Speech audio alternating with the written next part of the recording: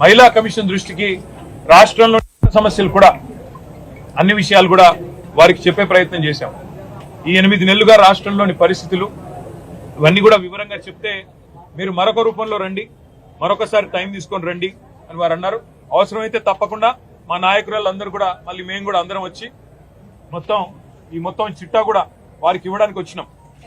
వస్తే రాష్ట్రంలో మహిళల మీద జరుగుతున్న అత్యాచారాలు, ఈ రోజు రాష్ట్రంలో ఉన్న పరిస్థితులు, వీటన్నిటిని వివరించడానికి ఇంత పెద్ద మొత్తం విషయం అంతా కూడా తీసుకొని వస్తే మళ్ళీ రమ్మన్నారు. మళ్ళీ కూడా వస్తాం, మా గౌరవం ఉంది వ్యవస్థల పట్ల. కానీ ఈ రోజు ఏ వైఖరి అయితే కాంగ్రెస్ పార్టీ అవలంబిస్తున్నదో దాని విషయంలో మాత్రం నేను తీవ్ర అభ్యంతరం వ్యక్తం చేస్తా ఉన్నా.